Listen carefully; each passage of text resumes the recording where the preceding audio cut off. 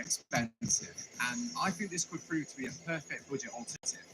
And it could be fashionable. At the time, IKEA bags being used to make a tent just seemed like a no-brainer, so I bought 12 with the hopes of making a one-man tent something like this.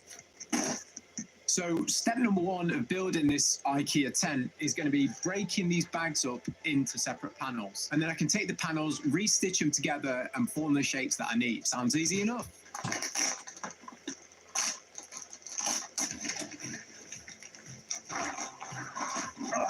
I mean, come on, we're basically there. Then I realised it was easier and neater to just cut the bags instead of ripping them. So that's exactly what I did. And after that, we've got many IKEA bags which have been dismantled and we're almost ready to be sewn together. Okay. Step number 2, cutting off the IKEA strap. Because I'm thinking this is going to be the perfect guide rope. Do the bit that sticks from the tent into the ground and sort of holds the tent up. Yeah, that's what this. Perfect. Now the bags are ready to sew, but I still didn't have a plan for the tent design. So I went and did some market research. There were some really impressive tents, which were way better than what I was going to be capable of making. But it did give me a good understanding of what kind of tent I did want to make. Okay, so I found a tent which is similar to that I want to build. It's £475 or £290 if you remember. £300 for a tent, for a two-man tent. Okay, this is going to be harder than I first anticipated. There is way more to a tent than I thought there was. There's internal shells, external shells, internal brackets, clips, poles. It's not just a bag. And second of all, in my head, IKEA bags are waterproof, but I've not actually tested them. And if they're not waterproof, this video is over before it's even started. And then thirdly, if they are waterproof, then they're definitely not breathable, which means I'm going to have lots of ventilation to the tent, or I will essentially be suffocating myself. So I need to be careful about that as well. I'm starting to doubt this is even possible, but we'll just give it a good go. Oh, yeah. Okay, so the IKEA bag is full of water and not leaking, so it is waterproof. So I got about designing the tent. I decided on a one-man tent with poles at the front and rear and additional straps to support the structure and then a rear door. Seems simple and sturdy. And no, that's not a sausage roll. That's meant to be me and my sleeping bag in the tent. The next thing I'm going to be doing is learning how to sew. Because obviously I'm going to have to stitch the IKEA bags together to form the tent. So without knowing how to sew, there's a problem. And this is actually a really important part because if I don't do a good job with the stitching, condensation will get in, water will get into the tent, and who knows, it could fall apart completely. And we're going to be sewing today on my grandma's sewing machine. This is significantly older than I am. And I've been promised by my mum that if I break it, she will kill me. So we don't want that. I unboxed Benina, and this sewing machine weighed more than most cars do. So this is the accelerator. This is the go. Unboxing the sewing machine was like getting a time machine, but it was cool. No way.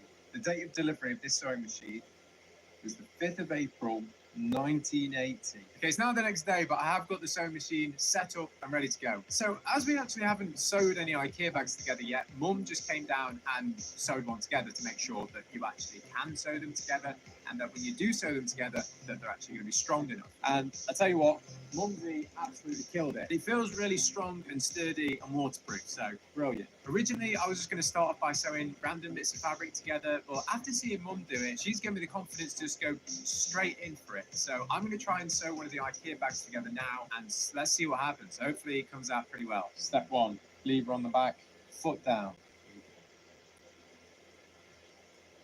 I'm going to reverse. Hold up this panel to reverse. Oh, it's not sewing. Oh, no. I need to re-thread it. All right, let's try again. Oh, I've just pulled it out again, this flipping thread. Mum! But with some help from my mum, I was somehow learning to sew. And now I could sew. I was ready to start sewing together some of the tent components. Yes! First bit of sewing complete, and it went worryingly well. But now we're on to the big challenge. This is the toughest part. So I folded over and sellotaped all the bags together to form like what I think is going to be the base sheet, just to get a feel for dimensions. Width-wise, I think this is perfect. However, length-wise, I think it's slightly too short.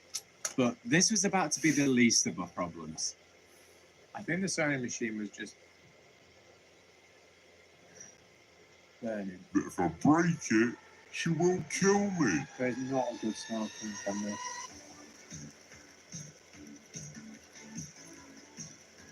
Okay, manufacturing has been upscaled. We are now sewing together 2 IKEA bags. I've used pegs, sellotape. This is going to be wild. Woo! I just went absolutely crazy on Benina here. And we now have a fully complete ground sheet for the tent. Yes!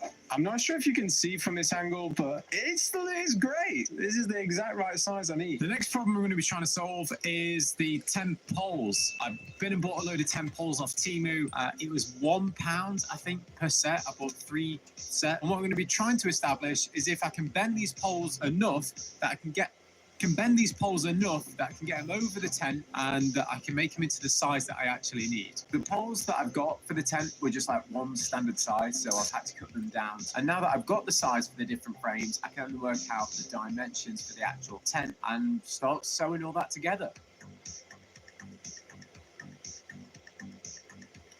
Okay, slight issue we've just had there. I've just snapped one of the poles. I was just like bending it over like what I have done to this one, and it snapped. So I might have to rethink this. And redesign was exactly what I did. I moved to a 1-pole design. Then I sewed some more bags into rectangles and then set about sticking these panels together to form this new design.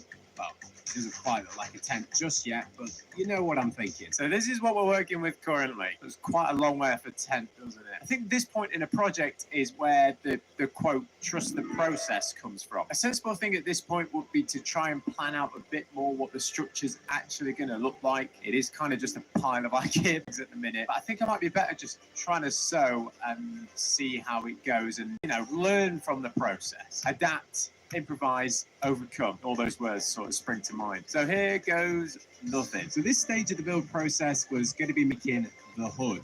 This was a vital component to get right, because if I got this wrong, the whole tent could be wonky. I then cut down the IKEA straps into small sections and sewed them onto the hood. That's so they could be used as the whole pocket. I did it. I've made like the central middle section of the tent. We're going to put this together and hopefully we can have something which is starting to resemble a tent. This is a huge moment for the build.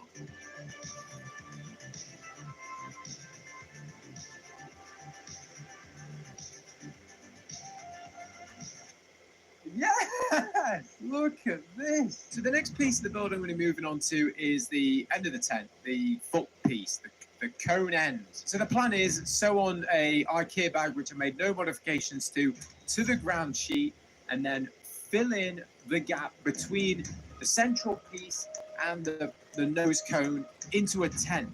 You feel me? I bet my grandma would love to see this tent. I think I'm probably the last person she would expect to see sewing. Ever. If I can complete this, I think she'll be proud. You can probably see from this, but using more bags makes it increasingly hard to sew them together.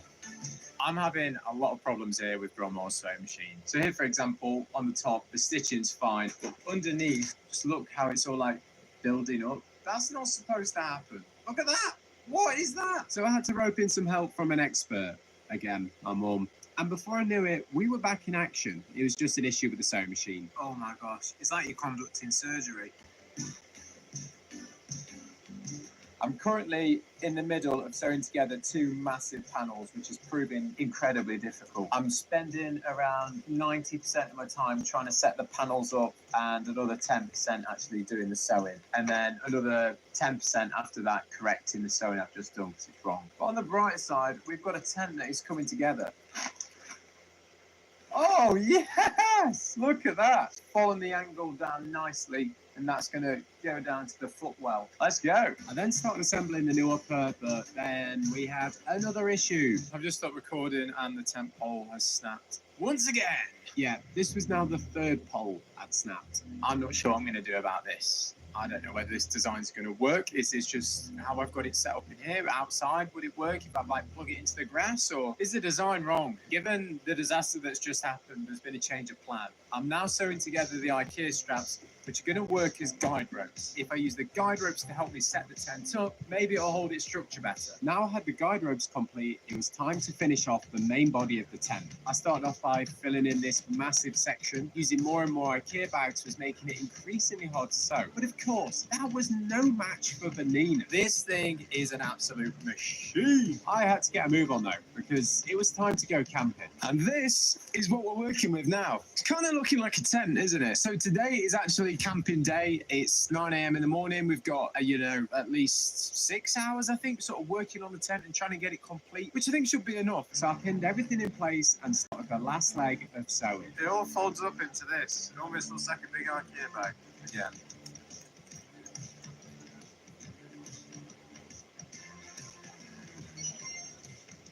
Update, we've got a bit of an issue. We're on my sewing machine. Benina is not very happy about sewing like 4 layers of IKEA bags together, unsurprisingly. Guys, we're getting somewhere. Hell yeah. Oh, sugar. One more sewing. Oh, no. What's going to happen?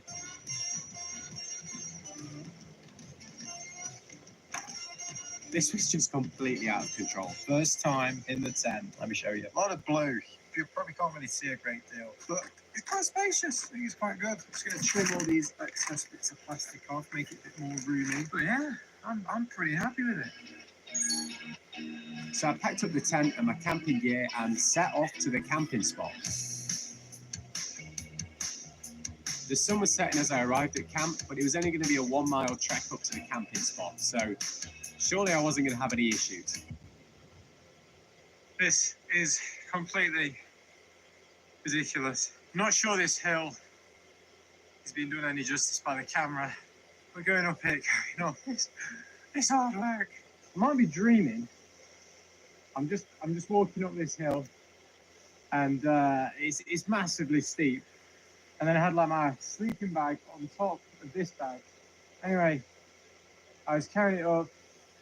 The sleeping bag fell out my bag and has now rolled down that hill and is somewhere down there. I think it's in the stream. So I'm gonna have to go down and try and get it. If it's in the stream though, I'm gonna be going home. This challenge is gonna be over. I've left all my camping stuff just there. I'm gonna try and descend down here now. Very carefully. I can see my sleeping bag. I think it is in the river. How the f am I going to get back up here?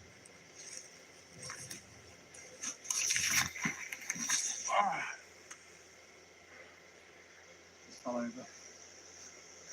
This is so fun. I'm loving my first solo camping experience.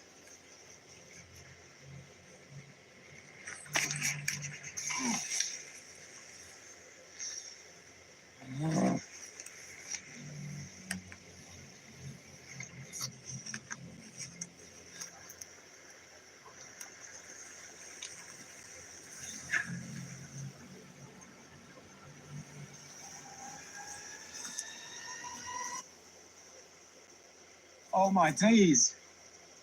It's dry. Yeah. Back on the road in about 15 minutes from the camping spot, so we're on a win. Okay guys, I think I found my spot for camping tonight. I don't think it's like the best camping spot, but I'm just liking the vibes. Okay, it's on a bit of a hill. On further inspection, it's quite a steep hill. But as long as I'm like lay up the hill, it should be all good. What's around me? Lots of fallen trees, which is quite unnerving. So I don't want to get squashed by a tree. Okay, we found the camping spot for tonight. Just checking there's no one near me because this is absolutely terrifying. Like genuinely, I am terrified. It's much more enjoyable just watching Outdoor Boys on YouTube than actually doing it yourself. I'm just going to spend a bit of time now, like cleaning this area, and then I'll set the tent up, and then I'm going to try and make some food. Score. Okay, we've cleared the area a bit. It's now tent time. Okay, here we go. Oh yeah. All right. Now, tent pole. This is not the time for technical malfunctions, and yeah, the tent pole has snapped. Anyway, the next shot you're going to see is the IKEA tent setup. You ready? Oh, yes. Look at this. Now we're talking. Woo! Now it's time to set up the cooking stuff. Fried campers. So on the menu tonight, we've got cup shots. I've got roast chicken snack pot, and then I've got a chicken and sweet corn cup shot. Both ready in 5 minutes. So I'm going to boil some water, then sort of chuck it in here, swizz it all together, and then in 5 minutes, I'm going to have lots of pasta. Also, you're probably looking at what I've got here and thinking, how many days is this guy camping for? Yeah, I've probably gone a bit over the top on the gear. Better to be over prepared. That's what I'm thinking, at least. Coming to the realization, I haven't actually got that much water as well, but now I've got half a bottle left, which will do me fine. Stick it on there. Well, bam, we're off. We're cooking on gas. Executive decision. I think this is as much or as close to boiling as we're going to get. So let's just add in the pasta. Okay.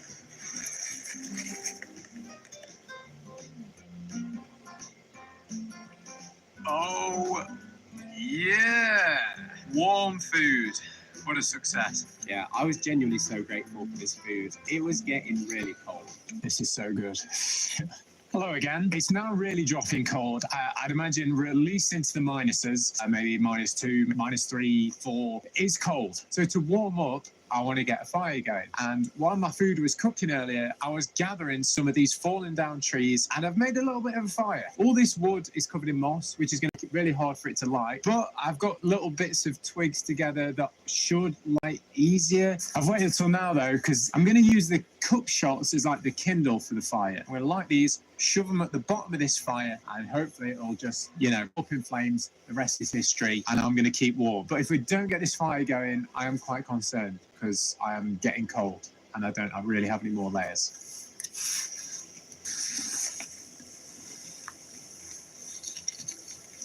Okay, the good news is the paper's lighting really well. It's not really setting anything else on fire though. Oh, come on, listen. Damn it. Just the wood is way too damp for this to get anything going here. It looks like something's happening, but it's just the paper lighting up. Oh, hang on. No, nothing.